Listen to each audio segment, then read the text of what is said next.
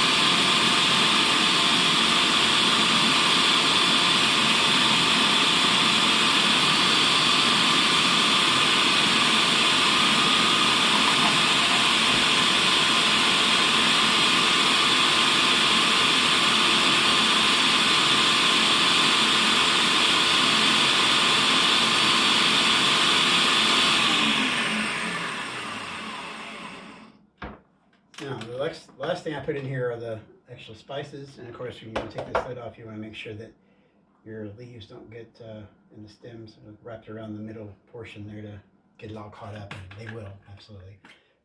So I just do this by I eye this. It's more like a couple teaspoons. It's chicken bouillon, and it's not necessarily something you might think of when you think about putting spices in anything like this, but definitely is necessary to get the flavor. Now, you can make this with less serrano peppers if you want. I mean, I've kind of messed around with less peppers and more peppers, and it's definitely a heat. Now, the Scoville unit on the peppers are a lot actually higher than jalapeno, so I mean, just be careful. You don't want to use a different kind of pepper, otherwise you're going to get a different taste and a different basic product. So I was very adamant about getting the right product because I really liked the first time I tasted this particular combination. Now, adding avocado definitely adds more volume, and you can see this is a lot of salsa. I mean, it's gonna bubble over if I'm not careful, and if I was to add more, it would be more than 8 cups or 64 ounces. So go ahead and start this back up again, and you'll see the finished product after it's done. So if you don't want to hear anything loud and obnoxious, just mute or fast forward. Here we go.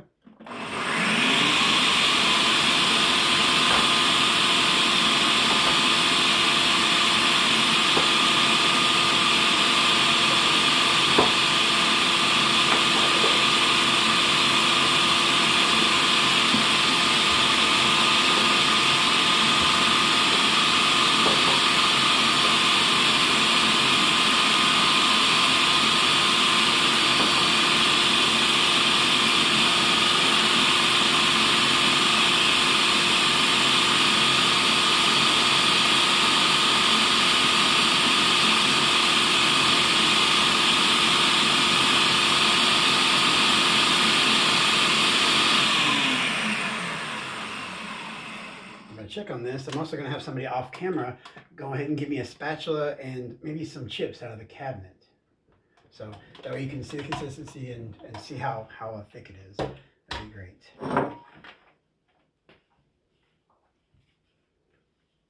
So, see how that works out. 1 second.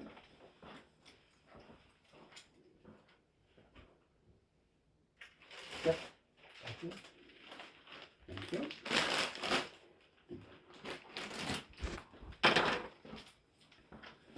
All right. Thanks to a little help from outside because I wasn't completely prepared. Now we're going to pour this into the container that I'm going to keep it in.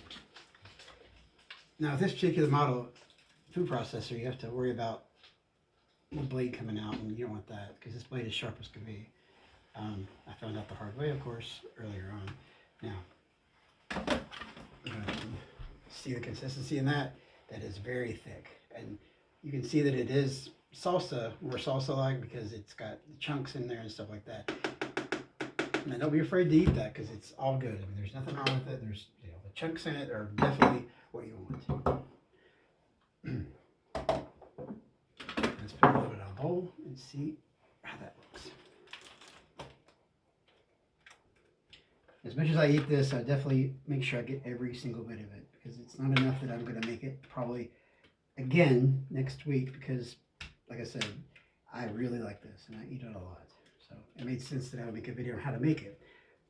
That way, hopefully somebody who has my same taste and heat and salsa will be able to make it themselves. Because like I said, I searched for this particular recipe and these ingredients for the longest time, and it was very frustrating. So hopefully whoever, maybe anybody else is watching this, that just said to themselves, hey, I tasted that, but I didn't know what was in it, and the restaurant wouldn't give me recipe for it, which, you know, that's pretty common. I mean, you don't typically see a Mexican restaurant that's authentic just give out the recipes. So I made a mess, but that's okay. So it's, you in there, see that? That's a lot of salsa. That's chunky. And it's delicious. I mean, I've made this with more peppers and less. That's pretty much the way you can figure out how hot it's going to be.